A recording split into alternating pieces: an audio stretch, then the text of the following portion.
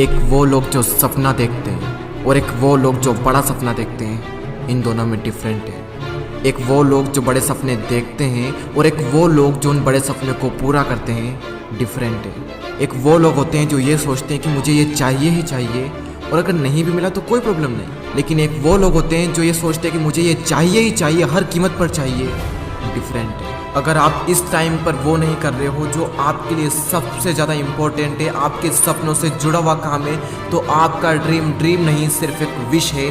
और इस दुनिया में ऐसा एक भी इंसान नहीं है जिसके पास कोई विश नहीं है। 80% से ज़्यादा लोगों की ज़िंदगी में कोई ड्रीम नहीं होते, कोई गोल्स नहीं होते, और सिर्फ यही कारण है कि सिर्फ 8% लोग सक्सेसफुल हो पाते हैं और सिर्फ 1% लोग हाईली सक्सेसफुल हो पाते हैं। आपके जीवन की हर वो सिचुएशन, हर वो परिस्थिति जिसमें आप संघर्ष कर रहे हो, जिसमें आप स्ट्रगल कर रहे हो, उसमें एक बहुत बड़ी अपॉर्चुनिटी छिपी हुई है। बस जो इंसान उस अपॉर्चुनिटी को देख लेता है वो निकल जाता है, और जो इंसान नहीं देख पाता वो वहीं अटक जाता है। हम सब सपनों की दुनिया में जीते हैं, लेकिन अपने सपनों को सच करने का सबसे अच्छा तरीका है जाग जाओ।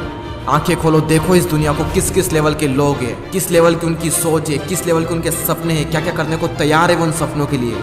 कोई भी इंसान जो अपनी ज़िंदगी में कुछ बड़ा नहीं कर पाता, जो अपने सपनों पर काम नहीं कर पाता, उसके दो सबसे बड़े कारण होते हैं। एक तो है फेल होने का डर और दूसरा है अपनी खुद की सेल्फ ईगो। लेकिन एक बात तो पहले से ही तय है कि कोई भी इंसान बिना फेल हुए तो कभी कामयाब हो ही नहीं सकता, तो फिर फेल होने का डर क्यों?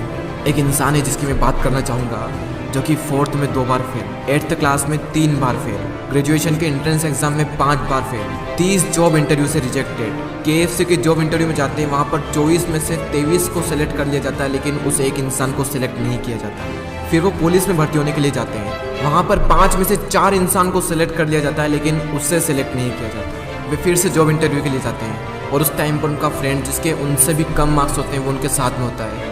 उनके फ्रेंड का सिलेक्शन हो जाता है, लेकिन उनका सिलेक्शन नहीं होता है। ऐसा लग रहा था कि उनकी लाइफ में फेल्योर के अलावा कुछ है ही नहीं।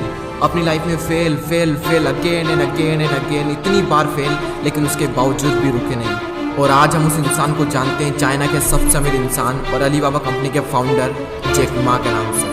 जब भी इतना फेल होने के बावजूद भी चाइना के सबसे अमीर इंसान बन सकते हैं, तो मुझे तो नहीं लगता कि आपकी ज़िंदगी में कभी इतने फेल्योर आए होंगे या फिर आने वाले होंगे। अगर आप फेल हो भी गए तो कोई बात नहीं, क्योंकि फेल होने से लर्निंग और एक्सपीरियंस बढ़ता है, और एक्सपीरियंस और लर्निंग से सक्सेस मिलती है। तो ये इशारा है कि आप सक्सेसफुल होने वाले हैं। ये था पहला कारण, फेल होने का डर।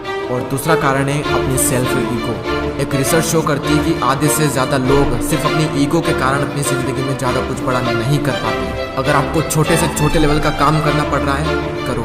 याद रखना, बचपन में मोदी जी ने चाय बेची थी, अमेरिका के पूर्व राष्ट्रपति अब्राहम लिंकन ने बचपन में जूते सिले थे, धीरूभाई अंबानी पेट्रोल पंप पर काम किया करते थे, और यह है एप्पल, गूगल, अमेजॉन, हार्ले और डिज्नी के गैराज, जहाँ से इन सब कंपनी की शुरुआत हुई थी। और आज ये कंपनियाँ कुछ ऐसी दिखती हैं। अपनी सोच को सबसे बड़ा रखो, लेकिन शुरुआत हमेशा छोटे से छोटे लेवल से करो।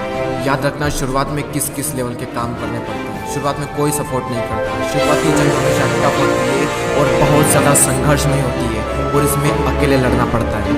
लेकिन इस मुश्किल जंग से जीत कर ही हर महान इंसान महान बनता है। भगवत गीता में लिखा गया है, क्रोध मनुष्य का दुश्मन है, आलस्य मनुष्य का दुश्मन है, लेकिन जब करियर की बात आती है तो ईगो आपका सबसे बड़ा दुश्मन है।